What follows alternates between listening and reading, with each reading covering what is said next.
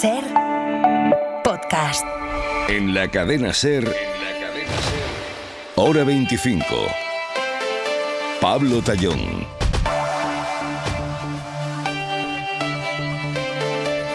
Dicen que los tiempos de la política muchas veces son más rápidos que los mundanos y en Castilla y León tenemos una prueba de ello. Fíjense, hace solo 4 años el acuerdo de legislatura del PP y Vox en esta comunidad, que tampoco era un texto leninista, decía esto en el punto número 1. Se comprometía el gobierno a vigilar, esto es literal, y defender la igualdad ante la ley de todos los ciudadanos de Castilla y León, garantizando la igualdad social, la igualdad laboral, la igualdad de oportunidades y la igualdad entre hombres y mujeres. Pues bien, 4 años después, Alfonso Fernández Mañueco revalida la presidencia de la Junta, sí, también gracias a los votos de Vox, como entonces, pero lo hace con un documento que consagra la prioridad nacional, es decir, que haya seres humanos de primera y de segunda, también en cuanto al acceso a la sanidad. Pero es que hace 4 años, el acuerdo entre los dos partidos también se comprometía, y vuelvo a leer, a promover la solidaridad entre todas las comunidades autónomas y ciudades autónomas de España. 4 años después, lo que encontramos en el nuevo documento son expresiones como, por ejemplo, no más menas, es literal, expresiones que no solo deshumanizan a este colectivo, sino que, hombre, es una forma de decir a Canarias, a Baleares o a Ceuta que Castilla y León no va a ser solidaria, que no va a acoger a menores migrantes que ahora mismo vivan en esas comunidades. Y podría seguir, porque el acuerdo que ha llevado a Mañueco a la presidencia habla de retirar subvenciones a ONGs que favorezcan la inmigración ilegal. Y ya saben que Vox por esto entiende, por ejemplo, Open Arms, que ha salvado miles de personas de morir en el mar, endurecer el régimen interno de los centros de menores, impulsar un plan de retorno de aquellas personas sin papeles, en fin. Dice Feijóo que él suscribe de la A a la Z el discurso de ayer del Papa en el Congreso. No sé. Lo que parece imposible es que León XIV pueda suscribir ni siquiera media coma de este acuerdo, gracias al cual hoy el PP conserva la presidencia de Castilla y León.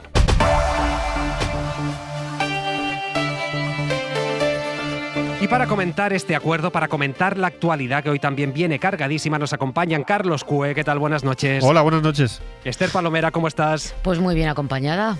Hombre, por supuesto, porque yo estoy a distancia. Tú estás con Cue, también con pero Fernando se refiere Garea. a ti. Buenas noches. Me refiero a ti, Pablo, me refiero ¿cómo a ti, estás? Pablo. A mí no se refiere. No. Te refiere a ti, Pablo, no te quepa Ya. la menor duda. Ya no cazo ni los piropos o la ironía. Una de las dos no lo estoy cazando, pero yo sí que estoy encantado. Ahora hablamos con ellos, pero es que antes... Seguimos preocupados por el incendio de Villanueva de Castillejos en Huelva. Las llamas han arrasado ya 3.500 hectáreas. Hay todavía unas 150 personas desalojadas y la evolución de los fuegos no está siendo favorable. De hecho, los bomberos acaban de cortar 2 tramos de las carreteras N431 y la A495. Vamos a buscar la última hora. Santiago González, buenas noches. Hola, sí, buenas noches. Está siendo una jornada, de hecho, muy dura de trabajo para los más de 200 bomberos del Plan Infoca, un dispositivo que ha combatido por tierra y por aire las llamas y que siguen activas y cuya evolución impulsada por el viento ha sido además muy compleja durante todo el día. De hecho, vuelve a preocupar a esta hora la cercanía del fuego a la localidad de San Bartolomé de la Torre. Esta tarde ha sido necesario cortar de nuevo las carreteras, como dices, Nacional 431 a la altura del puente del Río Diel y la A495, sus primeros kilómetros hacia San Bartolomé. El incendio presenta varios frentes: el flanco izquierdo, que es la zona con mayor carga de vegetación, la cabeza del incendio próxima a Gibraleón y la cola donde se originó ayer el fuego y donde se ha trabajado para evitar reactivaciones provocadas por este aumento de la velocidad del viento, vuelto esta tarde las columnas de humo. Las llamas siguen avanzando, todavía lejos de alcanzar su estabilización, lo que ha obligado a proceder a un nuevo desalojo de otras 26 personas esta tarde en una zona próxima a Gibraleón. De los 365 vecinos que fueron desalojados ayer, unos 240, eso sí, ya han podido regresar a sus viviendas. Pues precaución, mucha precaución. Ánimo a los bomberos y a todos los que están intentando contener las llamas. Estamos pendientes, Santiago. Cualquier novedad nos pides paso. Hasta ahora, Santiago, son las 10:05, las 9:05 en Canarias. El resultado de la votación es el siguiente. Votos emitidos 82, votos favorables a la propuesta 47, votos en contra 35, abstenciones no hay. Al haberse alcanzado el voto favorable de la mayoría absoluta de los miembros de las Cortes de Castilla y León, queda investido de la confianza de la Cámara don Alfonso Fernández Mañueco. Pues sí, ya es oficial, Alfonso Fernández Mañueco seguirá como presidente de Castilla y León. Se cumple el guión previsto, el PP y Vox suman sus votos para la investidura de Mañueco. Un Mañueco que hace suya, lo decíamos ahora, la prioridad nacional que promueve la extrema derecha y que acusa a quienes critican este principio. Mañueco dice, si alguien está criticando esto, es porque, en fin, porque está haciendo demagogia, en fin. Vamos a Castilla y León. Álvaro Hernández, buenas noches. ¿Qué tal, Pablo? Buenas noches. Además de esta prioridad nacional, ¿qué ha sido lo más destacado del discurso de Mañueco? Mañueco ha defendido su pacto con Vox, en el que argumenta ha primado la generosidad, responsabilidad y la capacidad de acuerdo. Tercer debate de investidura del salmantino, con un discurso de Mañueco centrado en la defensa del texto pactado con Vox. Mañueco, de hecho, no ha esquivado la cuestión de la prioridad nacional. Si prescindimos de las demagogias interesadas, vemos que se trata de algo fácil de entender. Quienes reciban nuestras prestaciones deben acreditar, sea cual sea su procedencia, una vinculación legal, efectiva y estable con Castilla y León. Que nadie busque confundir ni se rasgue las vestiduras de forma interesada. Misma referencia ha hecho Carlos Pollán, de Vox, su futuro vicepresidente. Ni un euro más saldrá de los bolsillos de los castellanos y leoneses para alimentar el efecto llamada. El mensaje para las mafias de tráfico de personas ha de ser tan claro como contundente. Sacad vuestras sucias manos de nuestra tierra. Tras ser investido, Mañueco tomará posesión aquí también en las Cortes el próximo jueves. Álvaro, la oposición habla de un discurso decepcionante, advierte del riesgo de que estos discursos machistas y xenófobos ganen fuerza en la comunidad. Ha sido un cara a cara durísimo entre Mañueco y Carlos Martínez, líder del PSOE. El socialista critica el acuerdo de PP y Vox, ve un retroceso en derechos con cuestiones como la prioridad nacional. Su problema es la defensa simultánea de un acuerdo que es todo menos moderado. Es un acuerdo de sumisión, de entrega a los postulados de la extrema derecha. Mañueco ha salido con todo a por Martínez, le acusa de no ser de fiar y ha recordado el origen, el cómo llegó Martínez a liderar el PSOE autonómico. Usted ya ha demostrado que no es alguien en quien se pueda confiar. Señor Martínez, usted no es de fiar. Usted es ante todo el peón de Santos Cerdán en Castilla y León. Le hicieron la cama a su antecesor, el señor Tudanca, para sustituirlo apresuradamente por usted. Martínez acusa a Mañueco de escudarse en ataques al gobierno para no hablar de su gestión. Mañueco responde que algo habrán hecho bien para que la gente les siga votando tras 40 años en el gobierno autonómico. Como decíamos, este acuerdo del gobierno entre el PP y Vox es muy amplio, no es solo que insista en esta idea de prioridad nacional, sino que Álvaro dedica varios puntos a hablar de medidas relacionadas con la inmigración, a pesar de que esto no es una competencia autonómica.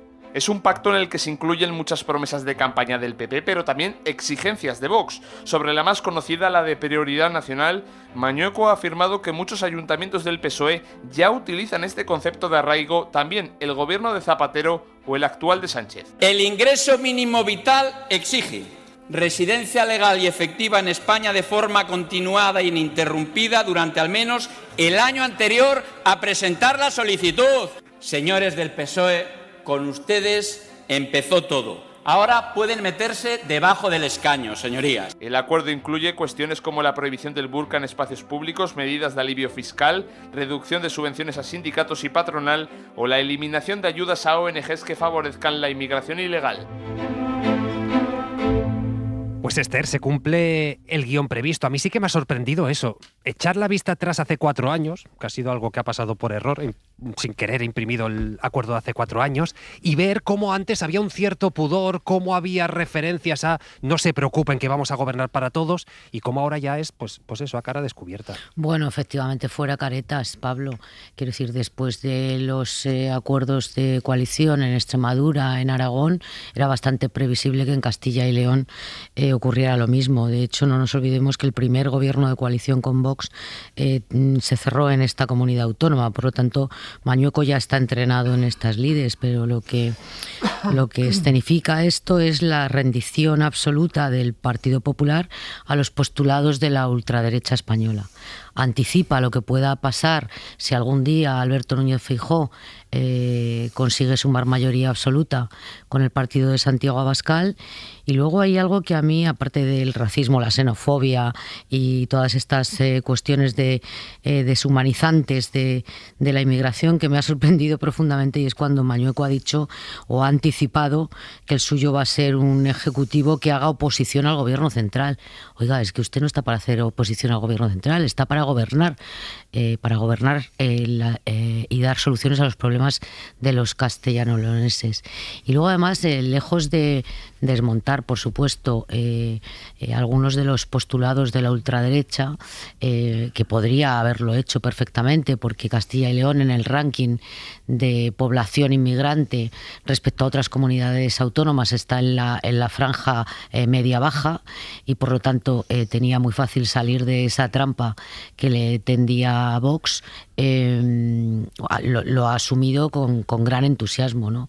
Yo me pregunto efectivamente algo que tú apuntabas al inicio del programa, y es cómo se puede asumir de la A a la Z de forma entusiasta y casi genuflexa el discurso que ayer se escuchó de el Papa en el Congreso de los Diputados, y hoy escenificar este acuerdo en contra de la inmigración, de los derechos humanos y de tantas y tantas cosas que ha asumido el presidente Mañueco.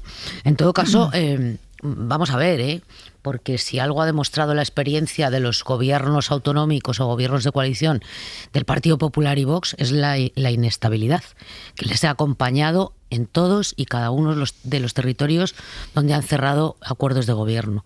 Así que vamos a ver cuánto dura esta legislatura. Carlos, ¿tú auguras también inestabilidad en Castilla y León?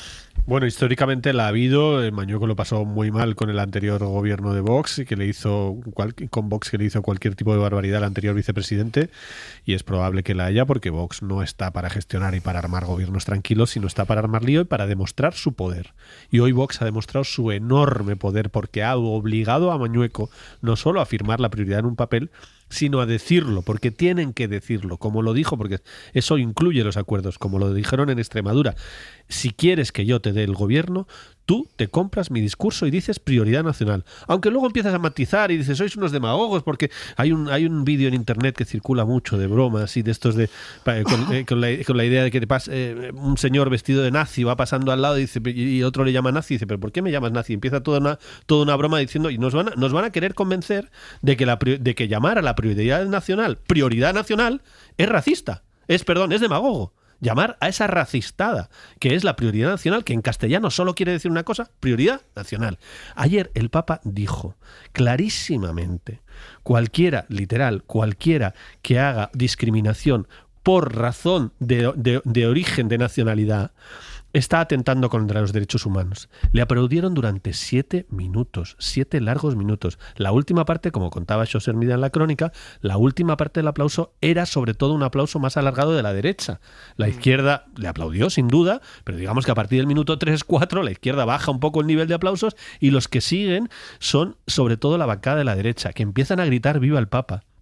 Y gritan viva el Papa a un señor que les acaba de decir, por favor no hagáis la prioridad nacional, por favor no hagáis un acuerdo donde digan no más menas, porque los menas son niños a los que hay que acoger, porque esa es la doctrina de toda la Iglesia. Por eso la Iglesia está a favor de la regularización, por eso la Iglesia estaba a favor del reparto de los menores no acompañados, que es como se llaman, que son niños. En fin, es tan de cajón que es una hipocresía brutal. Aplaudir el Papa ayer 7 minutos y hoy calzarse este acuerdo. Lo que pasa es que es verdad que en la mayor parte de Europa la ultraderecha le ha ganado la batalla a la derecha. En la mayor parte de los países de Europa importantes, ha pasado en Italia, ha pasado en Francia, en la mayor parte. Hay 2 países muy importantes donde eso todavía no ha pasado, que es Alemania y España. En Alemania la derecha ha optado por dar la batalla hasta el final y no comprarse el discurso de la ultraderecha y resistir hasta el final, de momento. En España, la derecha, que le sigue ganando la batalla en votos a la ultraderecha, está perdiendo la batalla política. Porque aunque le dobla en votos a Mañueco, se tiene que comer su discurso. Con lo cual, ¿de qué te sirve ser el ganador de las elecciones y el principal, el partido fuerte de la coalición, si al final, en tu primera intervención, te tienes que comer el elemento central de la ultraderecha? Me parece una derrota tremenda. Es que, Fernando, yo no sé si es hasta contraproducente para el Partido Popular en el sentido de este tipo de acuerdos tan explícitos, porque si no quieres llamarle prioridad nacional, le puedes llamar arraigo. Lo podrían poner, pero es que poner prioridad claro. nacional. No sé si esto moviliza al electorado de izquierdas y por tanto acaba yendo en contra de las propias aspiraciones del Partido Popular. Bueno, lo que pasa es que el PP prioriza desde hace tiempo la pelea con Vox por no ceder ese espacio a la posibilidad de competir o no con el Partido Socialista por el centro, porque consideran que ya lo tienen. No digo si acertado o equivocado, pero juegan a eso. Y respecto a la estabilidad que decíais, yo creo que no solo está demostrado, sino que además la lógica parece indicar que como dentro de unos meses tienen que competir PP y Vox por el mismo espacio, Vox necesita ser lo más fuerte posible porque lo único que les interesa son las elecciones generales más que las autonómicas. Yo creo que esa estabilidad está en entredicho. Y luego esto que Mañueco llama demagogias interesadas, a mí me parece algo terrible, me parece un marco terrible que poco a poco se nos va colando. Yo creo que ya ha calado. Llegará un momento que llegaremos a la indiferencia y eso es lo peor que podremos hacer ante este marco, y por muchos esfuerzos que haga el PP por quitarle hierro a esa cesión, a mí me parece de una enorme gravedad, porque supongamos que las comunidades autónomas, como pretende el PP, no van a poder aprobar medidas concretas que tengan que ver con esta prioridad nacional. Además, hay un gobierno central que puede recurrir al Tribunal Constitucional lo que considere que no está dentro de la Constitución, puede paralizarlo, pero creo que eso no es el problema. Creo que el problema es el marco que puede servir para las elecciones generales, que será probablemente programa electoral en las elecciones generales la prioridad nacional. Claro. Y desde luego estará normalizado como para que un futuro gobierno, si lo hubiera, de PP y Vox, pueda aprobar medidas que entonces sí no tendrán freno de un recurso superior al Tribunal Constitucional y podrán entrar en vigor. Y eso es lo que me parece más grave. Es decir, no tanto que también las medidas concretas que se puedan aprobar ahora en las comunidades autónomas, como el marco mental que crea a cada uno de los ciudadanos españoles, esta especie de juegos del hambre, de pensar, antes son los extranjeros, antes soy yo, no, voy corriendo con mi familia al centro de salud antes de que llegue un extranjero. Es decir, ese razonamiento que de forma subconsciente o no termina entrando en la cabeza de todos, me parece una aberración, y creo que en gran medida nos han derrotado ya, en gran medida en el sentido de que ese marco ya está. Hay encuestas incluso que votantes no solo de la derecha, sino de otros partidos incluso de izquierda, ven bien esto de la prioridad nacional, y yo creo que con eso ya han ganado, y es precisamente, creo, lo que buscaban establecer ese marco. Bueno, pero no nos olvidemos que nuestra obligación, y tenemos aquí un micrófono, es recordar que es mentira. Eso estamos haciendo. No solo recordar que es una racistada y que es una barbaridad y que supone un cambio histórico para la derecha española y todo lo que estamos diciendo, sino recordar además que los datos que supuestamente deberían llevar a esa gente a decir, pues sí, prioridad nacional, son falsos. Los datos que circulan y que usted está viendo, y seguramente mucha de la gente nos está escuchando, y su hermano o su cuñado o su amigo le dice, no, pero es que yo he visto en internet que los inmigrantes usan los servicios sociales mucho más, es mentira. Todos los datos objetivos de la gente que lo mira con seriedad demuestran lo contrario, que además tiene una lógica aplastante, y es que los inmigrantes son mucho más jóvenes en general que los españoles de siempre, son más jóvenes, por tanto usan menos la sanidad, usan menos los servicios públicos de libro. Pero es que además hay otra cosa más grave, es que esto encima está pasando en Castilla y León, que es un territorio que cualquiera que hable, creo que aquí en la mesa no somos ninguno expertos en Castilla y León, pero todos hablamos con gente y conocemos gente que vive allí, y tenemos, en fin, y leemos en documentación. El principal problema de Castilla y León es la despoblación. Como Extremadura, pero vete a Zamora a explicar que el problema es la inmigración.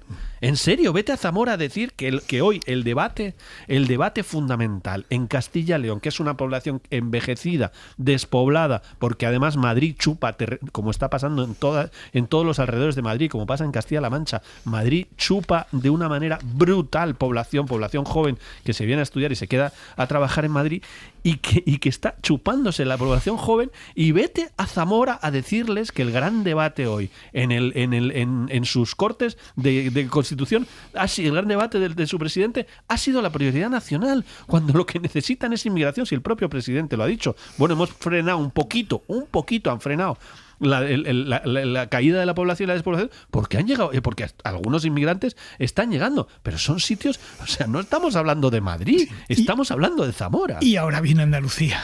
Bueno, me lo dejas votando porque lo ha avanzado la SER esta tarde. De hecho, ha habido reunión entre el PP y Vox ahí en Andalucía para negociar la investidura de Juan Manuel Moreno Bonilla, que sepamos la primera que se produce tras las elecciones. Y Adriana Jordán, buenas noches. Hola Pablo, buenas noches. Claro, no sé cómo de cerca o de lejos están las posiciones, si hay posibilidad de que Bonilla, que siempre ha querido trasladar esa imagen de moderación, acepte la prioridad nacional, y si hay opciones de que se meta en el lío, que diría él, de formar un gobierno de coalición con la extrema derecha. Sí, Moreno Bonilla ha estirado el momento para verse con Vox todo lo que ha podido. Sobre la mesa esa prioridad nacional, un tema que el líder del PP andaluz rechaza frontalmente, pero que para Vox tiene que estar sí o sí en sus acuerdos de gobierno. Este va a ser sin duda un gran escollo en la negociación. De hecho, esta mañana Moreno se adelantaba a los problemas y llamaba a ser razonables. Esperamos, deseamos y nos gustaría confiar que pudiéramos llegar a un acuerdo que sea razonable, que sea justo y que represente el interés general de los andaluces. Y esta tarde ha llegado la primera piedra de la negociación. Como ha podido adelantar la SER, Moreno Bonilla se ha reunido por primera vez con Manuel Gavira y con la secretaria general adjunta de Vox, con Montse Lluís. Son los ojos de Abascal en todas las negociaciones. Según fuentes de los partidos, la reunión ha sido en el Parlamento, breve y cordial, y ha explorado un posible acuerdo de gobierno. Se han emplazado a verse de nuevo mientras este jueves se constituye el Parlamento Autonómico, momento en el que el tiempo empieza a correr para investir al próximo presidente de Andalucía.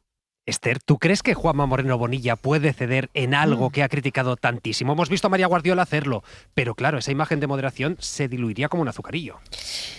Bueno, lo primero que hay que decir es que hubo una previa de la negociación o de las conversaciones que han mantenido hoy, que fue el otro día en el Palacio Real entre Moreno Bonilla y Santiago Abascal, que según nos han contado algunos testigos presenciales que asistieron a la recepción del Papa, estuvieron departiendo durante casi una hora en una parte, ¿no?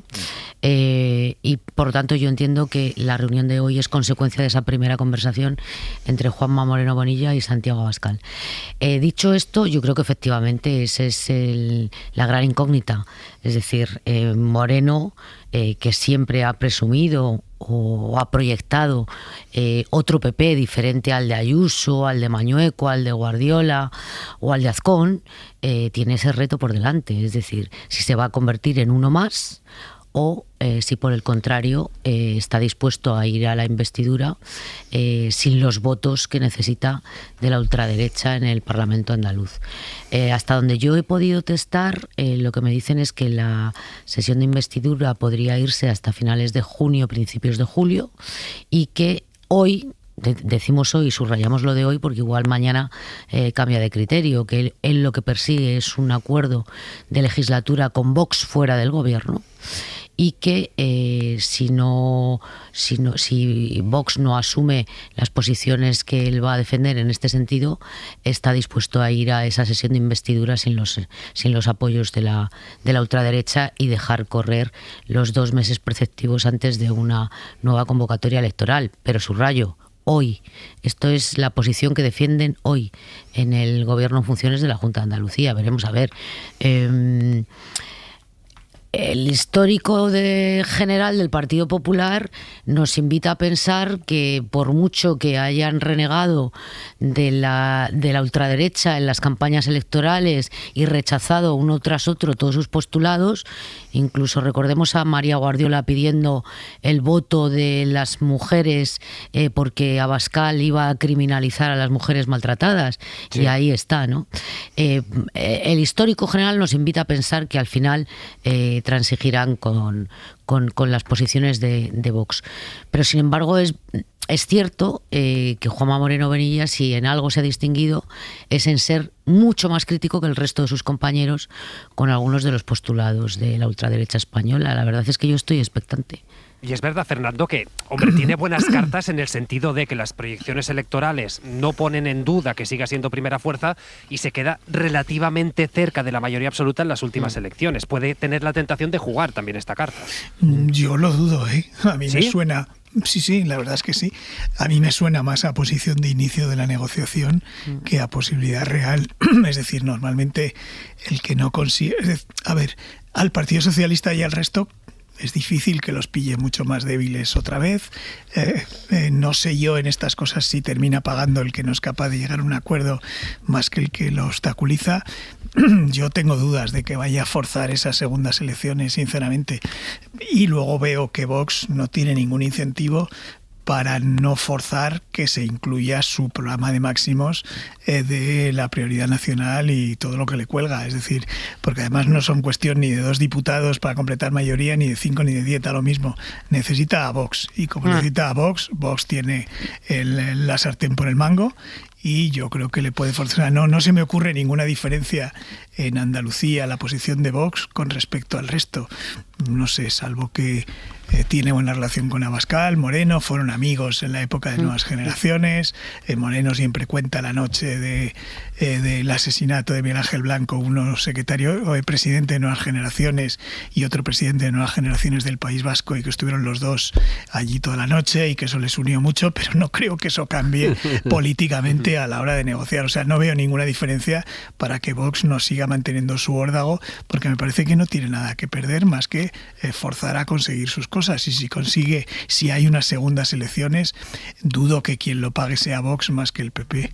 Sí, de hecho, hasta ahora hemos visto varias amenazas de repetición electoral y al final no ha habido ninguna. En Extremadura se jugó y se jugó bastante fuerte porque estuvieron hasta el último minuto casi. Estuvieron 6 meses de negociación y realmente parecía que estaba muy encima de la mesa.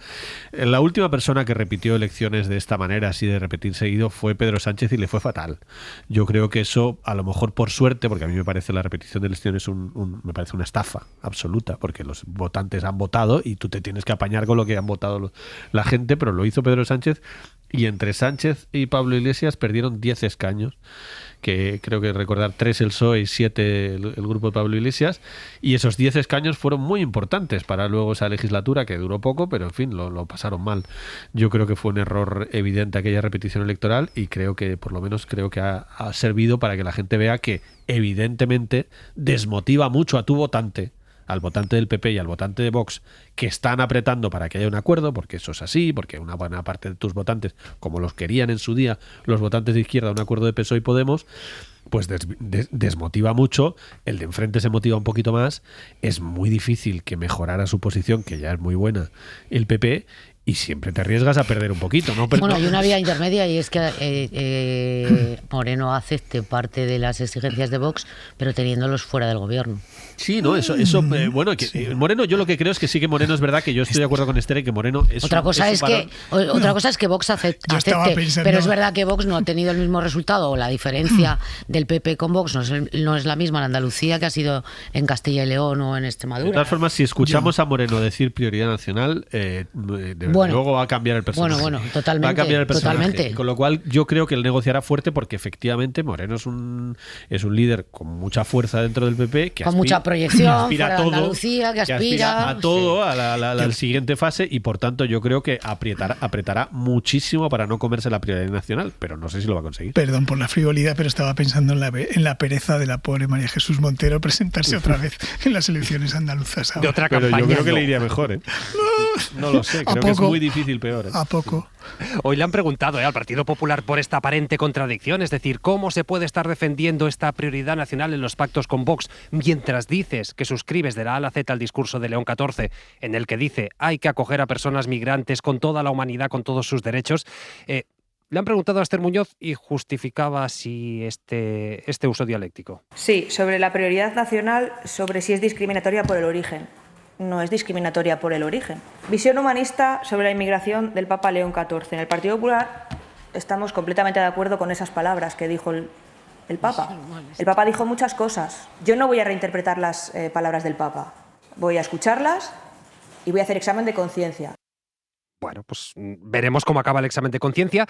El gobierno evita mientras las críticas a León XIV por no haber recibido asociaciones mayoritarias de víctimas de la pederastia, por haber cargado contra el aborto, contra la eutanasia. Dice la portavoz del Masaiz que lo relevante aquí es la defensa que hace el Papa de un mundo con reglas y también solidario con estas personas migrantes. Me gustaría que esos aplausos se trasladaran en lo que tiene que salir del Congreso, que son los votos favorables a políticas tan importantes que llevamos a cabo en esta legislatura y desde que echó a andar el Gobierno, como regularización extraordinaria que da derechos a personas que viven entre nosotros, como todo lo relativo al ingreso mínimo vital que reducen las brechas de pobreza.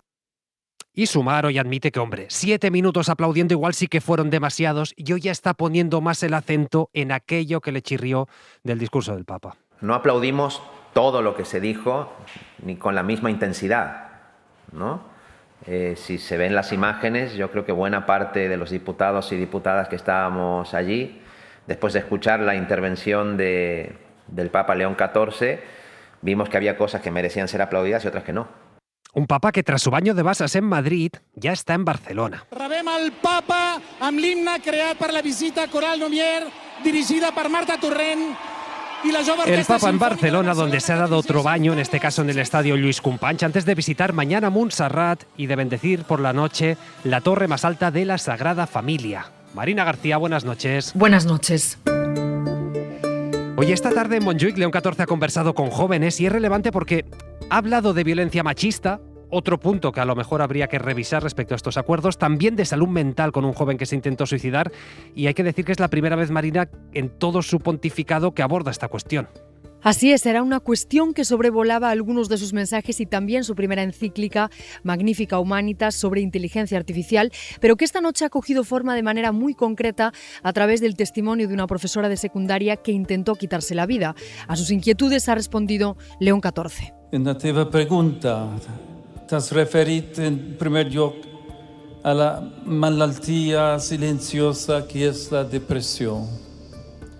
Y es importante prendre conciencia de cómo la salud mental es cada vegada más amenazada en el contexto de sociedad. Hablando directamente de la depresión como una enfermedad silenciosa y lanzando una defensa al mismo tiempo de la sanidad pública y de la importancia de custodiar la salud mental. Per això necessita un sistema sanitari que inclogui entre les seves prioritats aquest malestar invisible y general. También ha escuchado el desgarrador testimonio de una joven de aquí de Barcelona de 20 años. Mi padre intentó matar a mi madre. Ella se salvó porque un chico se interpuso para protegerla y este murió. Mi padre entró en prisión y mi madre se refugió en el mundo de las drogas. Un relato que ha arrancado el aplauso del público y que le ha servido al Papa para denunciar la lacra de la violencia de género. Y en particular de violencia contra las mujeres, que a menudo desembocan lamentablemente también en feminicidios. Esta realidad dramática. Llamando en su mensaje claramente: estamos llamados a abordarla todos, sea personalmente, sea como sociedad. A la responsabilidad colectiva.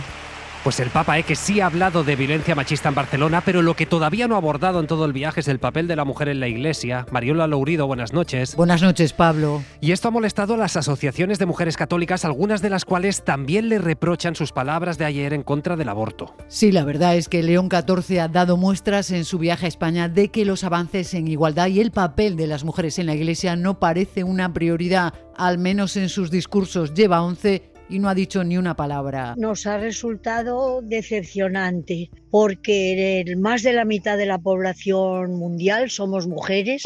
En la Iglesia, mucho más de la mitad, diríamos casi un 80% de creyentes y sobre todo de practicantes y de colaboradoras en la misión de Jesús. Es Paloma Martínez del movimiento Revuelta de Mujeres en la Iglesia. Coincide Pepa Moleón, que aplaude la defensa que hace el Papa de los inmigrantes, de la paz y de su liderazgo moral frente a Trump. Pero lamenta, por ejemplo, sus palabras en el Congreso contra el aborto. A mí personalmente no me parece que sea adecuado, porque el aborto es un derecho que está recogido por una ley y todo respeto a las leyes de un país democrático, un derecho que además ha sido luchado. Dice que a los papas, a los obispos y a los sacerdotes el tema de las mujeres les sobrepasa, que les queda muy grande por ser la Iglesia una institución anclada en el patriarcado y el machismo, y excluye a las mujeres por el hecho de serlo de los ministerios como el sacerdocio, añade Margarita Pintos, teóloga feminista. Sus discursos han puesto el foco en la dignidad humana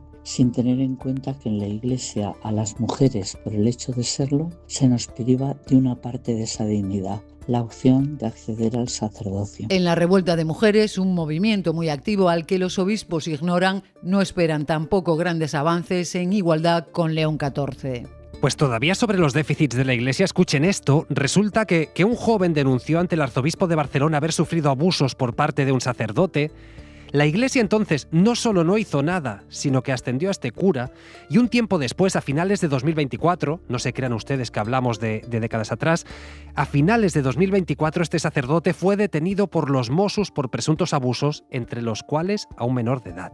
Fue entonces cuando este joven, que había dado la voz de alarma años atrás, mandó un burofax a Joan Josep Omella, informándole de que iba a denunciar su inacción ante instancias eclesiásticas superiores. ¿Saben cómo reaccionó Omella? Omella no reaccionó con una disculpa, sino denunciando a este joven por supuestas amenazas. Pues bien, Andrea Villoria, bona nit.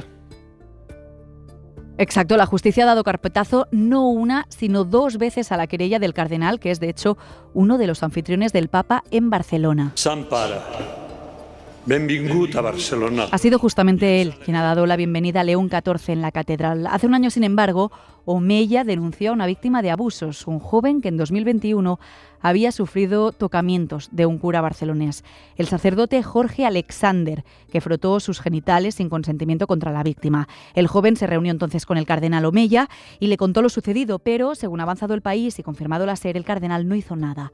No lo apartó ni le abrió un proceso canónico. De hecho, como dices, le acabó siendo rector de la parroquia Mare de Déu de Montserrat en el Guinardó de Barcelona, donde 3 años después los Mossos le acabaron deteniendo por nuevos casos de abusos, entre ellos a un menor.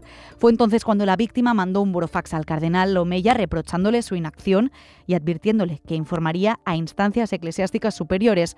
Omella le denunció por amenazas, calumnias o injurias, pero la justicia lo ha rechazado. Dicen que las palabras de la víctima no fueron una amenaza, sino una acción legítima. Y seguimos con Carlos Q, Esther Palomera, Fernando Garea. Vamos a hablar de tribunales porque David Sánchez, el hermano del presidente, ya espera su sentencia. Hoy ha terminado el juicio y Sánchez ha preferido no usar su último turno de palabra. Sí lo ha hecho otro de los acusados, el exlíder del PSOE en Extremadura, que ha lamentado que la pena de Telediario pues ya ha caído sobre ellos. Isabel Vega, buenas noches. Buenas noches, Pablo. Tú has seguido el juicio todos estos días, un juicio en el que, recordemos, la Fiscalía pide la absolución de todos los acusados. Dice que no hay ninguna prueba que demuestre el supuesto enchufismo. Ahora, Isa, ¿cuánto tiempo hay que esperar para conocer la sentencia? Pues no están nada claros los plazos, nos dicen en la Audiencia Provincial de Badajoz, porque esta sala tiene bastante volumen de trabajo y aunque técnicamente no es un asunto muy complejo, es verdad que son 11 acusados sobre los que debe pronunciarse el tribunal. Quizá en unos días tengamos algo más clara esa cuenta atrás hasta la sentencia que arrancaba hoy así. El juicio queda concluso para sentencias. Se levanta la sesión. Se acercaba el mediodía y el presidente del tribunal levantaba la última sesión tras el turno de la última palabra. Como decías, David Sánchez ha optado por no intervenir, pero sí lo ha hecho Miguel Ángel Gallardo para denunciar que las acusaciones populares les han arrastrado, dice, a un juicio paralelo. La acusación popular ya ha perdido el interés de este juicio dentro de esta sala. No hay más que ver que incluso algunos letrados ya se han ido a Madrid porque ya han hecho la labor que pretendían y no era otra que el juicio mediático paralelo. Reivindicaba Gallardo su inocencia y la de los otros 10 acusados. Y que la única culpabilidad que tienen es no tener las mismas ideas que la acusación popular. Y eso que se decía consciente de que socialmente ya han sido todos condenados. Otra cosa será lo que decida el tribunal, después de que los testigos fueran más favorables a la defensa de lo que preveían incluso las acusaciones y de que la Fiscalía insistiese en su informe final en que aquí no hay delito alguno.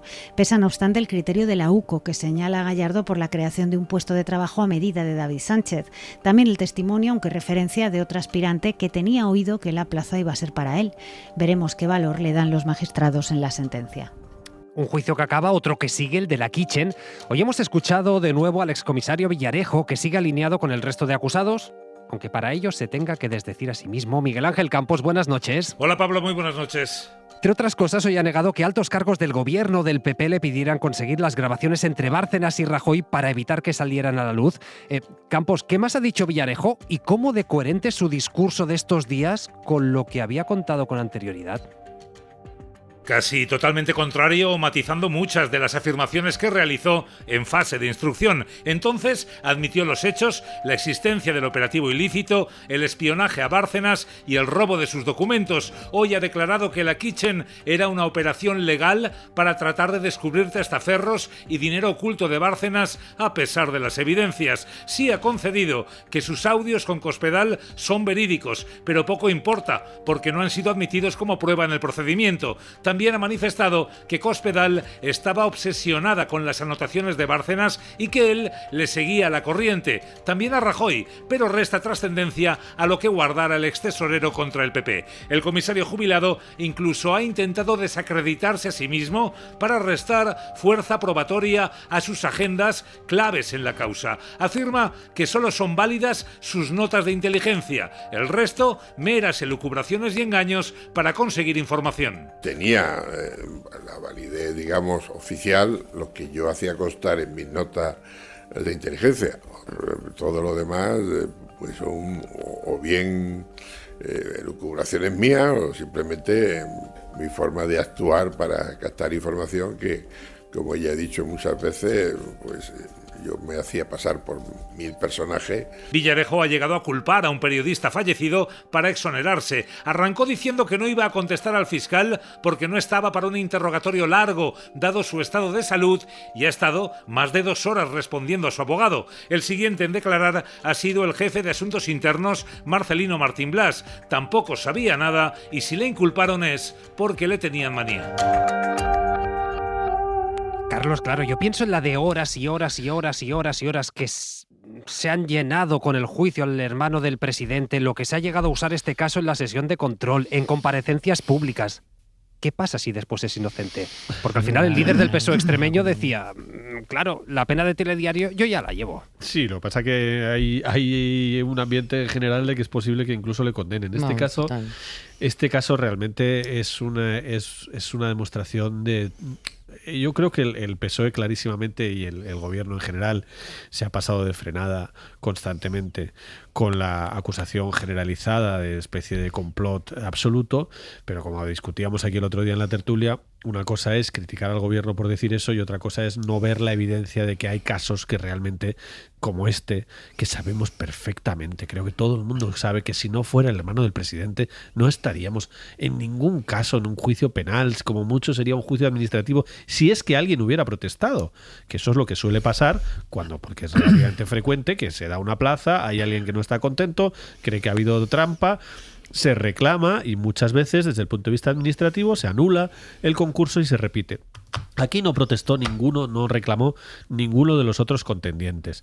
No pasó absolutamente nada hasta que un grupo ultraderechista se puso a hacer una denuncia y a partir de ahí... Uno detrás de otro. Se han apuntado hasta 9 y a partir de ahí empezó a investigar, por cierto, que siempre hablamos, y empezó a investigar a un nivel increíble de investigación para un grupo especializado de superélite como es la UCO, que está especializado en investigaciones muy complejas, evidentemente, y que tiene toda la lógica que se ponga a investigar, pues yo qué sé, el caso del fiscal general, que era de alta dimensión, bueno, tendría su sentido porque es el fiscal general. Ahora, que un caso de la Diputación de Badajoz, el principal investigador de la UCO, que es el señor Balas, que está presente en todas partes, tiene una presencia en el debate político español muy fuerte, se presente allí, sea el principal investigador y además durante el juicio veamos que varios testigos van desmontando la tesis principal de la acusación hasta que llega justo Balas a reforzar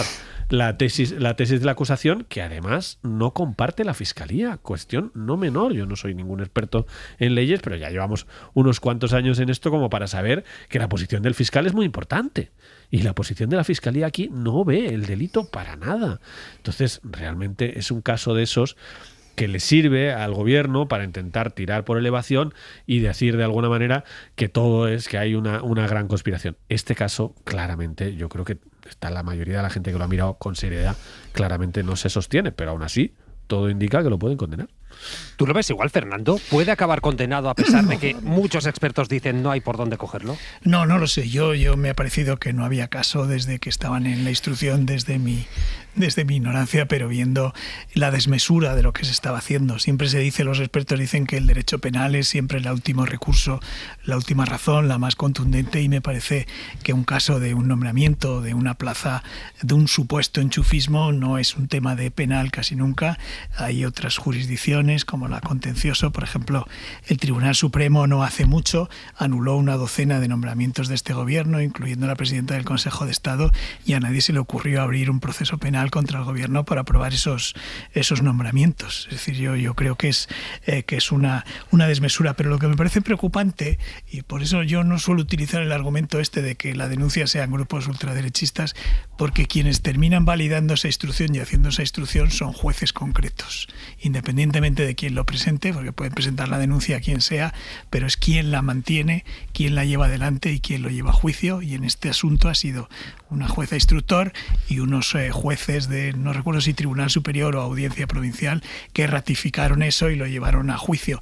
Y sería muy preocupante también, en el caso de que yo no tengo ni idea si va a haber condena o no, en el caso de que además hubiera condena, desde mi punto de vista sería preocupante, porque además esos jueces lo validarían, y me da lo mismo el inicio si ha sido un grupo ultraderechista o si no ha sido. Yo creo que lo importante es el desarrollo, y eso, insisto, me parece preocupante. Y luego hay otro aspecto, más allá del político, el jurídico que estamos hablando, que es el humano. Es decir, el humano iba a decir el hermano del presidente, pero es casi deshumanizar a una persona que tiene un nombre concreto, David Sánchez, que se sienta en el banquillo y que estos años ha tenido que pasar por cosas como que se dijera esto de que no pisaba el despacho, que nunca iba a trabajar, que estuvo cobrando sin hacer nada, cuando creo que ha quedado acreditado que todo eso no es verdad. Y a mí me parece que humanamente tiene mucho de drama, de complicar la situación personal de cualquiera, y si se lo complican, si eres presidente del gobierno o incluso ministro o alto cargo, bueno, al fin y al cabo estás ahí voluntariamente y has aceptado en eso, pero si te lo complican por ser hermano de alguien que ha tenido el acierto, la suerte, los votos, o como lo quieras llamar, de tener un cargo público relevante, me parece que salta de la situación política o jurídica para convertirse en algo humanamente terrible. En este caso es David Sánchez, pero ha habido otros casos también de personas que se han visto en algo similar, y a mí me parece muy, muy terrible, y creo que debemos reflexionar también sobre eso. No sé cuál es la solución, porque hay un sistema judicial en el que tienes que acatar, faltaría más, y cumplir las resoluciones judiciales y aceptarlas, pero yo creo que esa parte me parece digna de reflexión. Yo estoy de acuerdo con Fernando, y efectivamente estamos hablando de una persona además que se ha quedado claramente acreditada en el juicio, que no es un don nadie, que es una persona clarísimamente cualificada para el puesto del que se ha dedicado toda la vida a la música, y que es un puesto relacionado con la música, en fin, es un trabajo, y que sobre todo sabemos perfectamente, yo creo que es la base de lo que está diciendo Fernando, que si no fuera el hermano del presidente del gobierno, nunca habría sufrido este juicio, porque no hemos visto nunca un juicio de este calibre penal por un supuesto enchufe en una diputación de las 50 que hay. En las cárceles llenas. Pero es que las diputaciones me cansaré de decir que el Partido Popular algún día se arrepentirá de haber utilizado este caso hasta la náusea como le ha utilizado. Y yo no estoy de acuerdo con Fernando en que efectivamente no importa quién sea el autor de la demanda, pero de la misma manera que hay periodistas malos, buenos y medio pensionistas, hay jueces buenos, malos y medio pensionistas. Y yo no tengo por qué dar por buena la instrucción que hizo la juez. Pues de eso no es la doy. Lo no que la doy los jueces, por buena. no quien presente la iniciativa inicial. Pues yo digo, pero por eso pues la responsabilidad de los jueces es muy grande. Yo digo claro. no es tanto la denuncia, sino que haya un juez dispuesto a admitir a trámite un disparate como por este. Por eso hay que poner el foco en los jueces y no en quien presenta claro, pues ya está, sobre todo porque es un derecho constitucional que es el de la acusación popular. Bien, y mientras pues yo esté en la Constitución, voy a poner el foco en los jueces. Primero porque me parece que esta juez cometió una auténtica barbaridad solo porque estaba delante de ella un señor que se apellidaba Sánchez Pérez Castejón, y porque tenía la presión de las acusaciones y de la derecha y de la ultraderecha política. Y luego yo creo que es que tiene toda la razón Gallardo. Es decir, socialmente a este señor ya se le ha condenado. Aparte de destrozarle la vida, se le ha condenado. Por lo tanto, cuidado con lo que hacemos no solamente con los adversarios políticos, sino con los entornos familiares. Que algún día le puede pasar al PP y le pasará después de este precedente. Pero luego, además, como decía, creo que era Carlos Cue, parece que estamos hablando de una oposición o de un concurso. No, era un cargo de directivo de libre designación, que no recurrió nadie durante 7 años, que al 9º año se presenta como testigo una señora que dice que fue perjudicada porque su propuesta era superior a la de este señor, pero que no había reclamado, que no era tornero fresador, o sea, que tenía un currículum perfectamente acreditado. Y sí, yo creo que le van a condenar.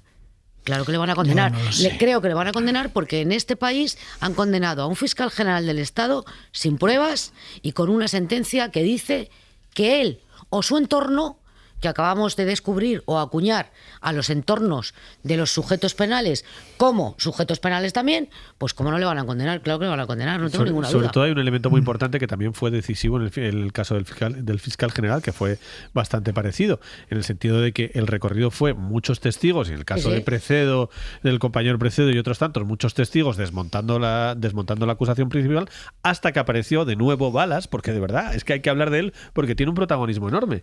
Apareció de nuevo con un informe policial que en el fondo, aquí hablamos mucho y es así, pues nuestro sistema es así, en la mayoría de los países europeos el que hace este trabajo es el fiscal, no el juez, pero en España es el juez, pero lo que pasa en otros países europeos, lo pasa en Italia, lo que pasa en Francia, lo que pasa en Alemania, es que el fiscal es el que lleva la instrucción y hay un juez de garantías para que no se pase el fiscal, resumiéndolo mucho, para que no, porque como atenta a derechos fundamentales, un juez, oye, le tengo que pedir permiso al juez para hacer esto.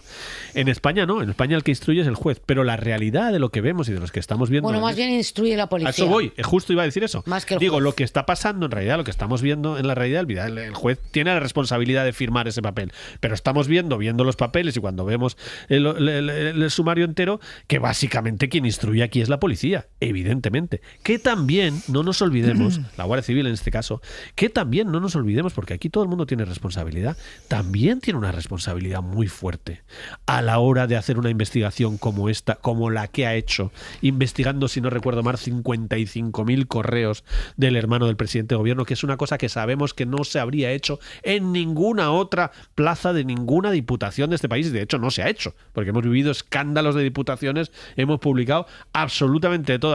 Recuerdo la diputación de Ourense, que tenía 100 y pico, ¿no? 100 y pico personas de porteros, no, y 100 y pico personas solo de porteros de un edificio, tenía 30 y tantos porteros. Un edificio con 2 puertas. Tenía 2 puertas y 30 y tantos porteros. Esto ha pasado, lo hemos publicado nosotros en el país mucho sobre la Diputación de Ourense, tenemos varios compañeros haciendo eso, y la Diputación de Castellón, ni te cuento las barbaridades que había aquellos de enchufismo. En fin, nunca hemos visto un caso en el que se ponga la élite de la Guardia, de la UCO, de la Guardia Civil en España, a investigar 55.000 correos a ver si se demuestra un caso penal y se le condena a cárcel a alguien por un supuesto enchufe. A mí me parece que realmente todo pone muy en cuestión la forma de proceder de mucha gente que efectivamente, estoy con Fernando, no lo puede hacer el gobierno, esto lo tienen que arreglar los jueces y los investigadores, que también es la policía y su responsabilidad. Pues para cerrar este bloque judicial, el juez que investiga precisamente al expresidente Zapatero se cura en salud y para evitar que el juicio se declare nulo, pide permiso a la administración de Donald Trump para usar la prueba clave en esta acusación. Pedro Jiménez, buenas noches. Hola Pablo, buenas noches. Hablamos del móvil del venezolano Rodolfo Reyes, donde aparecen conversaciones no con Zapatero, hay que aclararlo, no conversaciones con Zapatero, pero sí en las que se habla de él, unas conversaciones que, tal y como avanzaste, Estados Unidos tenía en su poder desde 2021, pero, por lo que sea, que no hicieron llegar a España hasta este año, en pleno conflicto diplomático entre Sánchez y Trump por la guerra de Irán. El juez José Luis Calama quiere blindar la investigación al expresidente Zapatero ante una posible nulidad, porque la UDEF analizó sin intervención judicial el teléfono que las autoridades norteamericanas intervinieron en Miami a Rodolfo Reyes, que es el máximo accionista de Plus Ultra. Esto sucedió hace 5 años bajo el mandato de Biden y el pasado mes de marzo la administración Trump envió el contenido del terminal a la UDEF y metió de lleno a Zapatero en esta causa. No hay mensajes suyos, tampoco mensajes directos hacia él, pero el empresario lo cita en distintas conversaciones con miembros de la trama. Nuestro pana Zapatero está detrás, o lo tiene Grupo Zapatero. El juez de la Audiencia Nacional reclama ahora el permiso a la administración Trump para utilizar el contenido del dispositivo, que además de apuntar a la mediación de Zapatero, también revela comunicaciones con instrucciones para mover fondos ilícitos, gestionar préstamos de rescate y coordinar pagos ilegales. Pues hay novedades respecto al incendio de Huelva, en nada se las contamos.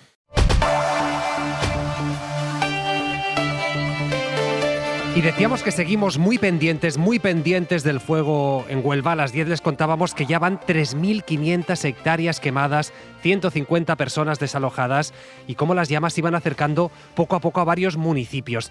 A esta hora podemos saludar a María Eugenia Limón, alcaldesa de San Bartolomé de la Torre. ¿Qué tal? Buenas noches. Hola, buenas noches. ¿Cuál es la situación ahora mismo? Pues la verdad que desde primera hora de la tarde ha empeorado un poco con el viento que hemos tenido y estamos bastante preocupados porque se acercaba un poco a la población del municipio de Hidraleón y la parte que ya estaba enfriada de ayer, aquí en el término municipal de San Bartolomé de la Torre, pues ha vuelto a reactivarse y están de nuevo pues todos los medios. ¿Qué pasa? Pues que se viene la noche y los medios aéreos pues no pueden actuar. Desde pues los tres alcaldes que estamos aquí, tanto el alcalde Villanueva de los Castillejos como la alcaldesa de Hidraleón y yo misma, pues le hemos pedido al consejero hace apenas un par de horas que por favor pues que activara el servicio de la UME, porque vemos que el incendio por la parte también de Hidraleón está acercándose a lo que es una posible cantera que puede provocar temas de una nube tóxica y bueno, y eso es lo que nos ha preocupado para que hubiesen más medios personal para que ahora por la noche pues todas las manos que estén disponibles pues sean buenas, sobre todo también para el efecto tranquilizador que muchas veces produce la UME cuando está en un territorio. Asimismo pues también le deseamos, viendo un poco la gravedad, ¿no? De cara a mañana también, que hay un nuevo cambio de viento, que pues también pedirán refuerzo a los bomberos de Huelva capital. Al final lo que más nos preocupa son por los vecinos, ¿no? Que ahora de noche pues las llamas vuelven a iluminar todo el cielo desde Villanueva de los Castillejos hasta Hidraleón y se ve por todo el área metropolitana y provoca pues también una situación de incertidumbre en la ciudadanía. Así que bueno, porque estamos bastante preocupados y ahora pues en la última reunión que acabamos de tener el consejero pues confirma, ¿no?, que va a solicitar el nivel 2 y va a activar la UME y también pues justamente cuando me llamabais pues salía también el consejero que lo quería también pues anunciar de alguna forma porque ha aceptado, ¿no?, y ha visto un poco la preocupación que teníamos los tres alcaldes y que de alguna forma pues nos tenemos que adelantar y no podemos hacer que el fuego pues vaya más rápido que nosotros. Para que nos hagamos una idea los que no conocemos bien la zona, ¿cómo de cerca está el fuego ahora mismo del municipio?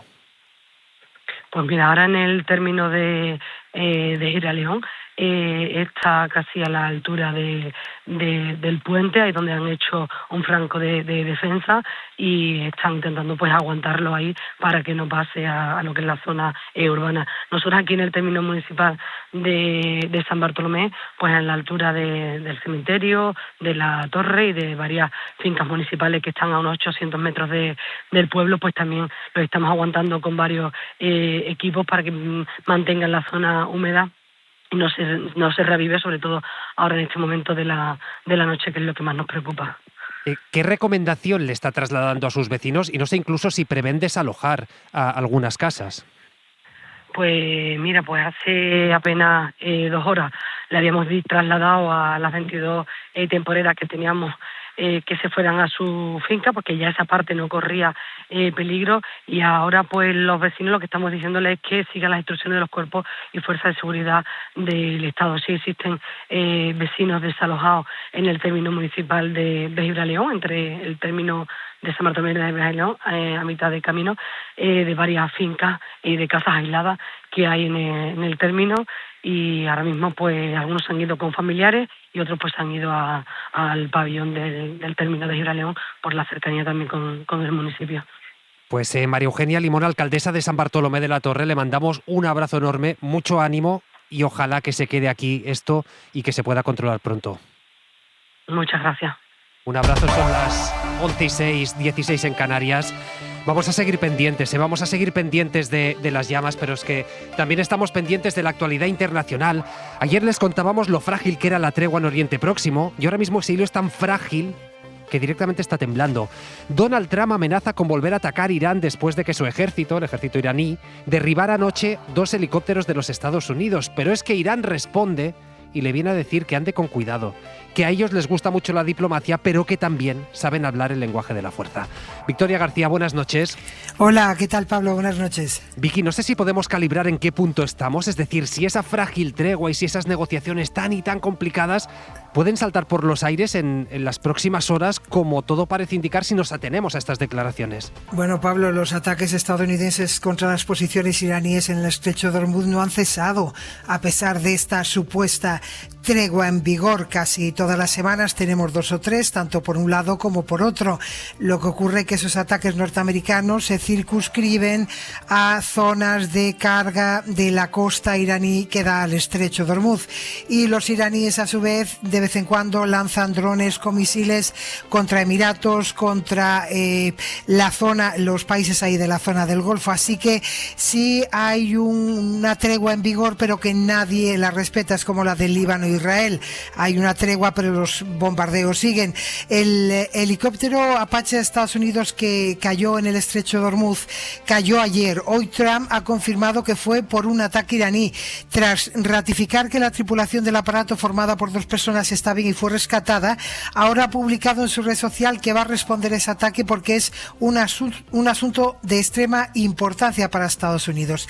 Hay novedades respecto a ese rescate. Lo explicaba un experto militar de la Marina norteamericana. Vamos a escucharle.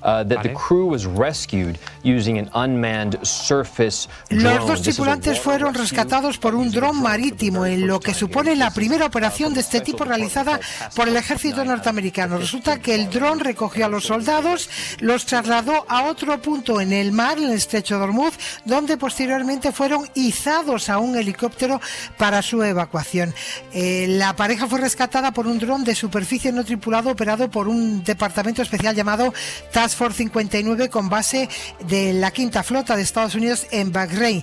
Y a pesar de esta amenaza de Trump, pues como te decía, los ataques de Estados Unidos contra posiciones iraníes en el estrecho no han cesado. Ahora hay que esperar si esta amenaza va a ser realmente más contundente que las anteriores o va a ser un ataque más. Pues estaremos pendientes, lo contaremos. Victoria García, gracias. Gracias a ti, Pablo. Buenas noches. Un abrazo. Y otro punto internacional, España sigue sin condenar, de hecho prácticamente no ha reaccionado al asesinato el pasado domingo de un alto mando del Frente Polisario, es decir, el movimiento político y militar que representa a los saharauis y que lleva décadas enfrentado con Marruecos. Mohamed Abdelaziz murió precisamente en un ataque de drones marroquíes que se utilizaban por primera vez en esa región. Nicolás Castellano. El gobierno español sí se ha apresurado en los últimos meses a condenar los ataques del Polisario cuando se producen hacia las tropas marroquíes. Por ejemplo, el 9 de mayo lo hizo la embajada de nuestro país en Marruecos. Hoy, la portavoz del gobierno del Masais se ha escudado en que Marruecos no le ha informado oficialmente del asesinato de esos 3 polisarios, entre ellos uno de los líderes con más proyección. No hemos conocido la información oficial, prudencia en todo caso, y lo que sí es, desde luego, respaldar la posición de Naciones Unidas. Lo que denuncia al Frente Polisario es esa doble vara de medir del gobierno, que sí condena rápidamente los actos del Polisario en esa reivindicación de la independencia de la exprovincia española, en esa guerra de baja intensidad que se lleva a cabo desde hace más de 6 años, de nuevo en ese muro minado que divide el Sáhara Occidental de los campamentos de refugiados de Tinduf. Abdullah Arabi es delegado del Polisario en España. Cuando las víctimas son saharauis, el silencio se vuelve ensordecedor. Marruecos ha asesinado a estos 3 polisarios en esta zona mientras estaba precisamente de visita el enviado de la ONU para el conflicto del Sáhara Occidental, el expediente territorial más antiguo en la Mesa de Naciones Unidas desde el abandono de España de la región hace más de 50 años. Y como siempre hasta ahora, la ropa para mañana. Jordi Carbó, buenas noches. Muy buenas noches, pues todavía va a hacer mucho calor, parecido al de hoy, en la Comunidad de Madrid, en Castilla-La Mancha, con máximas alrededor de los 35 grados, cerca de los 40 en zonas bajas de Extremadura, también del Valle del Guadalquivir. En cambio, en la mitad norte de la península, el Mediterráneo y Canarias, temperaturas igual o un poco más bajas que ayer, sobre todo porque tendremos algunos momentos de nubes. Solo esperamos chubascos, incluso alguna tormenta intensa en puntos de montaña entre Aragón y Cataluña. Y en el incendio, pues se confirman las buenas noticias. El incendio de Huelva va a ver cómo mañana, a partir de media mañana, desaparecerá el viento y durante la tarde volverá a soplar, pero en la dirección opuesta de estos días y además cargado de humedad. Qué bien. Gracias, Jordi. Buenas noches. Hasta ahora. Y después de hora 25, el larguero, Manu Carreño. Hola, Pablo. Buenas noches. Buenas noches. Tú ayer sabías cosas. Tú ayer me dijiste, a lo mejor no hay que ir a buscar muy lejos el Galáctico. Pues mira, lo tenían cerca, en la acera de enfrente. Vaya. Sí. Julián Álvarez, esta tarde lo ha hecho oficial el Real Madrid, como prometió Florentino Pérez durante la campaña a Iker Jiménez en el programa Horizonte en 4. Le dijo el martes, después de ganar las elecciones, haré una oferta de 150 millones por un jugador de un equipo de Champions. Bueno, pues ese jugador era Julián Álvarez, porque lo ha reconocido hoy el Real Madrid en un comunicado. En el mismo comunicado dice que la respuesta del Atlético de Madrid ha sido que no rotundo a los 150 millones y les remite a la cláusula de rescisión del jugador argentino, que es de 500 millones. Así que veremos a ver qué pasa a partir de ahora, pero la oferta que prometió Florentino ya la ha hecho. No sé si eso va a dar paso a alguna negociación más o se dan por finalizadas. Mientras tanto, el que está negociando en un hotel de Madrid ahora mismo, Pablo, sí, es Mourinho, su contrato con el Real Madrid, que se hará oficial, puede que esta misma noche, en los próximos minutos, para que sea presentado mañana. A Mourinho ahora mismo pues le echa fuego la agenda para decidir, entre otras cosas, qué fichajes, aunque no los decide él en su última palabra, pero qué fichajes pueden llegar y qué jugadores pueden salir en estos días claves de mercado. Y muy rápidamente, además de toda la actualidad del Real Madrid, acaba de ganar el Almería ahora mismo su partido de playoff de ascenso al Castellón 3-2, perdía 1-2 y ha remontado en los últimos 10 minutos, se mete en la final del playoff de ascenso a primera, que jugará contra Málaga o Las Palmas, que juegan mañana. Ganó el Málaga 0-1 y también la selección española femenina ha ganado a Islandia 1-6, así que las campeonas del mundo sacan billete directo, pasaporte para el Mundial de 2027 como campeonas y como primeras de grupo. Todo eso, igual nos hace falta un ratito más de larguero porque no va a caber todo. Te dejo ya si quieres. No, que también sí, nos queda a nosotros. Sí, lo que quieras. Abrazo, Manu. Adiós, Pablo. Chao. Hasta ahora.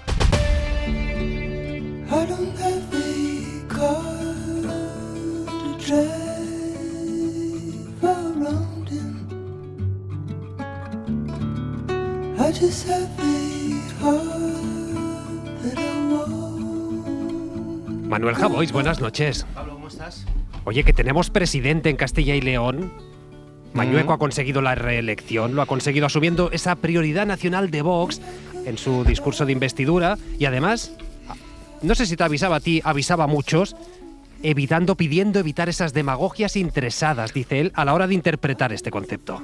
Bueno, es un recurso bastante habitual, el de utilizar palabras como buenismo o demagogia cuando se trata de proteger los derechos de todos, no solo los de unos, ¿no? El caso es que habría que compilar las caras de Mañueco cuando ha tenido que asumir todo aquello de lo que renegaba, ¿no? Cuando ha tenido que tragarse un sapo. Nosotros en nuestra vida generalmente a veces tenemos que, bueno, pues admitir que cosas que no íbamos a admitir. Violar de vez en cuando algún principio, traicionar de vez en cuando alguna idea, generalmente en pos de un beneficio personal, en pos de algo que a lo mejor nos conviene, ¿no? Callarte cuando debes hablar, no lo sé, no se me están ocurriendo muchas cosas porque tratamos de evitar siempre esas pequeñas humillaciones en la vida, pero el caso es que lo que le ha ocurrido a Mañueco, que es lo que le va a ocurrir en cascada a todo el Partido Popular según avancen las elecciones de todo tipo, es que ha tenido que comerse sus palabras, ha tenido que mirar para otra parte, ha tenido que poner cara de circunstancias, no en pos, bueno, sí, claro que en pos de un beneficio propio, pero sobre todo en perjuicio de los ciudadanos que tiene que gobernar, de todos, no solo los que son españoles. En el caso de la prioridad nacional es también el caso y va a ser el caso de muchas otras leyes o gobiernos en consejerías que afecten a colectivos más vulnerables. Eso es lo que se va a tener que comer, y por eso hubiera sido causa de risa o de humor el hecho de que se haya tragado semejante sapo, si no fuese porque tanta gente va a salir perjudicada con este pacto, y que va a ser, bueno, no el primero, que ya van varios, pero va a ser lo que nos toque en España, me parece a mí, en los próximos años. Dirigentes del PP diciendo que no dijeron exactamente eso, asumiendo un discurso que jamás dijeron que jamás iban a asumir, y mientras tanto nosotros viendo sus caras de circunstancias y otros siendo perjudicados directamente por lo que va a ocurrir.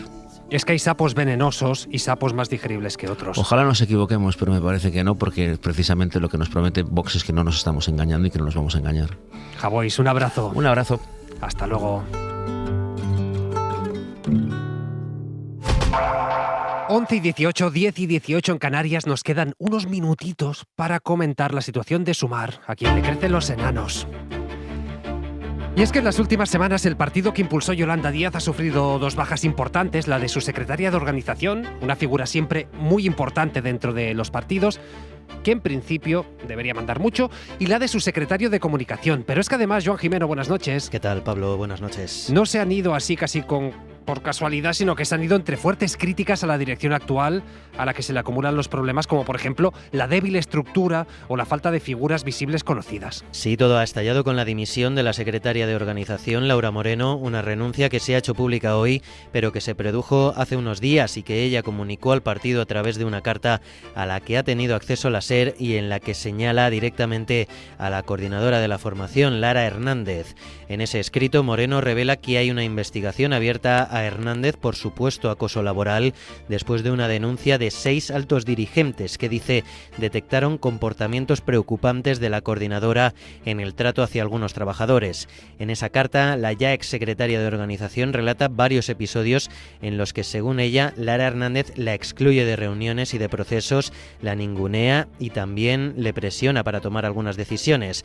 Además, se relata un supuesto fraude de la organización en el proceso para constituir el partido en la Comunidad Valenciana, favoreciendo a la candidatura apoyada por la coordinadora del partido, Lara Hernández, que es la cara visible a nivel orgánico desde marzo del año pasado, después de un proceso para reorganizar la cúpula tras la dimisión de Yolanda Díaz meses antes. Es un golpe duro a la figura política de Hernández a unos días de que Movimiento Sumar decida la fecha de su próxima asamblea. También ha dimitido hoy el secretario de Comunicación, David Comas, haciendo aún más grande la grieta interna en la formación. Precisamente su predecesora, Elisabeth Duval, le ha pedido a Hernández a través de Twitter su dimisión y que no se presente a esa próxima asamblea. Bueno, y como seguro que muchos de ustedes ahora mismo están un poco perdidos con esto de las confluencias, vamos a saludar a Josué Coello. Buenas noches. ¿Qué tal, Pablo? Buenas noches. A ver, Josu, vamos a contar bien qué es esto del movimiento Sumar, que no es lo mismo que el grupo parlamentario de Sumar, y qué papel va a jugar este partido de cara a las elecciones que como muy tarde se van a celebrar el año que viene. Bueno, lo primero que hay que aclarar es que Sumar y Movimiento Sumar no es lo mismo, aunque el nombre puede llevar a equívocos. Sumar nació en mayo del 23 como una coalición que sirvió para aglutinar a más de una decena de partidos de izquierdas para presentarse a aquellas elecciones. Bajo ese paraguas encontramos a Más Madrid, Comunes, Compromís, Izquierda Unida y sí, Movimiento Sumar, un partido creado a la par que la coalición para meter en listas electorales a Yolanda Díaz y a los afines. Entonces, y gracias al buen resultado de aquellas elecciones, la vicepresidenta intentó que Movimiento Sumar fuese la base de una alianza más amplia que controlase al 70% de la dirección.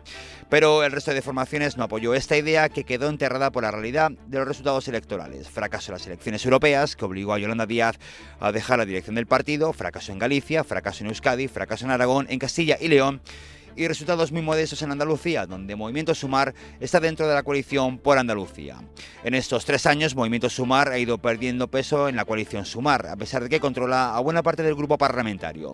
En este tiempo ha tenido 3 coordinadores, va camino del cuarto, está a punto de celebrar su tercera asamblea, y la renuncia de Yolanda Díaz ha dejado al partido en una situación, Pablo, tremendamente precaria.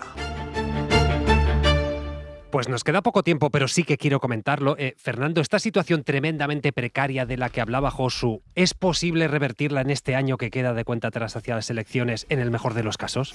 No. Yo creo que es un fracaso político, no tienen rumbo, no tienen cabeza, no tiene ningún futuro, y eso arrastra también a todo el Grupo Sumar, que por cierto, si hay que explicar con detalle el funcionamiento, quiere decir que es un desastre. Y veo grupos que lo forman, Más Madrid, Izquierda Unida, cada uno atrincherado en su cuota pequeña y en su territorio, sin ninguna ambición de hacer algo más grande, ni tener un liderazgo, ni tener una presencia. Yo creo que es curioso porque tienen 5 ministros, no olvidemos el movimiento completo, 5 ministros, pero sin embargo no tienen nada orgánico, nada debajo, y a mí me parece que eso es una catástrofe para la izquierda.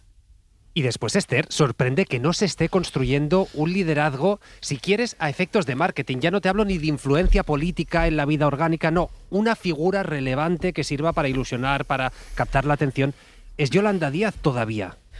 Mira, lo primero que pensaba, escuchando al compañero detallar qué es Movimiento Sumar y Grupo Sumar, es lo bien que lo explica y lo difícil que es para la ciudadanía entender qué es eso del Grupo Sumar y el Movimiento Sumar. En segundo lugar, yo es que creo que el Movimiento Sumar hace mucho tiempo que no es un partido, es una ficción donde Yolanda Díaz se construyó una película serie B y que ha fracasado estrepitosamente. Y a partir de ahí decía Garea, no, es que no veo demasiada coordinación dentro del Grupo Sumar para construir algo. No, es que dentro del Grupo Sumar, aunque efectivamente controlan el funcionamiento del grupo, ese movimiento, no tienen ningún interés en contar con el Movimiento Sumar, porque no son nada, porque han fracasado electoralmente por supuesto, pero políticamente y orgánicamente es un sin Dios. Quiero decir, que una secretaria de organización demande por acoso laboral a una secretaria general, o sea, esto no lo hemos visto en ningún partido. Y la máxima responsabilidad, por supuesto, la tiene Yolanda Díaz, que prolongó una agonía sabiendo que eso era una auténtica ficción. Pero Carlos, sin una izquierda a la izquierda del PSOE fuerte, es regalar el futuro gobierno a la derecha y a la extrema derecha. No. Y me decís todos, no están a tiempo de revertir esto. No, bueno, yo no comparto con mis compañeros que no estén a tiempo de revertir esto, en el sentido de que si realmente Sánchez nos dice la verdad, que eso habrá que verlo, y queda un año para las elecciones, un año es un montón de tiempo para darle 1000 vueltas y sobre al Movimiento Sumar. No, aún se pueden romper más. Aún se pueden romper más. Aún se pueden partir un poco más. Si no me pongas palabras, no me termines la frase, Palomera, que ese truquito no lo conocemos. Digo, es tiempo más que suficiente para montar una alternativa, algo diferente. Es evidente que no se va a llamar Sumar, es evidente que el Movimiento Sumar está en crisis terminal, es evidente que eso se ha roto, para empezar por la dimisión de su jefa, que fue Yolanda Díaz, cuando dijo después de las europeas, dijo yo dimito. Evidentemente eso empieza a romperse, y además hay muchísimos problemas con Podemos, que empezó ya rompiéndose al principio de la legislatura, pero no nos olvidemos que hace solo 4 años, hace solo 3 años, tuvieron 31 escaños. Esos 31 escaños son más que la mayoría de las izquierdas alternativas de toda la Unión Europea. Hay muy pocas... Eso ya no lo tienen, Carlos. No, ahora no lo tienen, por eso digo, pero que lo que quiero decir, claro, que se han implosionado, pero lo que quiero decir es que en España, no nos olvidemos, y acabamos de verlo también en Andalucía, con una cierta resistencia de movimientos a la izquierda del PSOE, en España, es la realidad política española desde hace muchísimos años. Hay un espacio a la izquierda del PSOE no pequeño. Ya no se lo ha comido el PSOE. No, bueno, ahora mismo ese espacio. Comido. Bueno, ya está definitivamente para los próximos 50 años, Fernando, que sabemos que las cosas cambian. O sea, lo que digo es, de la historia de la política española ha demostrado sistemáticamente que hay un porcentaje de gente, que ahora mismo evidentemente es más pequeño que otras veces, que no está dispuesta a votar al PSOE. Esta es una realidad. Esa realidad ha obligado al PSOE a gobernar en coalición durante los últimos 8 años prácticamente, aunque no hubiera coalición al principio, era casi una coalición, porque los 70 escaños de Podemos eran decisivos para la moción de censura. Desde hace 8 años España es una anomalía en Europa. Lo que quiero trasladar es que España es un país bastante raro dentro de Europa. En Europa la mayoría de las socialdemocracias están hechas polvo, pero las que gobiernan, las pocas que gobiernan, no gobiernan con el apoyo de la izquierda. Gobiernan con los verdes, gobiernan con el centro, gobiernan así. Carlos, en España está girado a la izquierda en el gobierno, porque en España hay mucha gente que vota a la izquierda del PSOE. Votaba. Hasta ahora.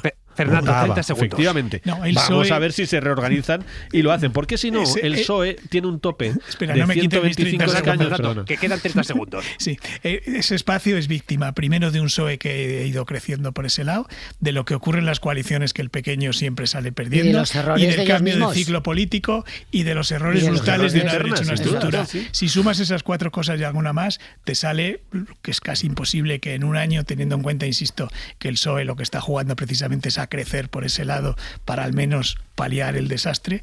Yo creo que en un año primero tendrá que encontrar a alguien que quiera serlo, que esto también es la leche. El que Sin duda, pero lo no que he digo visto es un partido seguiremos debatiendo, si no lo seguiremos consiguen, debatiendo. si no lo consiguen, Punto y 25. Punto y 25. Joaquín Estefanía. La velocidad a la que evoluciona el mundo la muestra el trecho histórico recorrido en el periodo que va entre los 2 últimos papas, cuyo nombre pontificio es León. Hace poco más de siglo y cuarto, con la encíclica Rerum Novarum, León XIII creó la doctrina social de la Iglesia. El mundo salía de un período de revoluciones y guerras y el capitalismo industrial era el dominante. La dignidad del trabajo en las fábricas, el derecho a tener sindicatos, un empleo justo que durase menos de 12 horas diarias, o el papel del Estado en la economía para proteger a los más vulnerables, formaban parte de aquella doctrina. Eran las condiciones básicas para crear democracias. León XIV acaba de publicar su primera encíclica, Magnificat Humanitas, cuyo contexto es el del capitalismo de la vigilancia, y la materia prima son los datos. En ella critica los nuevos sistemas de explotación laboral que muchas veces se desarrollan en la soledad de un domicilio. Sus protagonistas son los magnates de la inteligencia artificial. Los Rockefeller o los Morgan han sido sustituidos por Elon Musk, Sam Altman y sus compadres, que monopolizan la concentración del poder tecnológico y a los que les sobra la democracia para seguir avanzando. León XIV exige regulación a la inteligencia artificial y su sometimiento a límites éticos claros. No se pueden encontrar coyunturas más distintas. Punto y 25. Para no perderte ningún episodio, síguenos en la aplicación o la web de la SER, Podium Podcast o tu plataforma de audio favorita.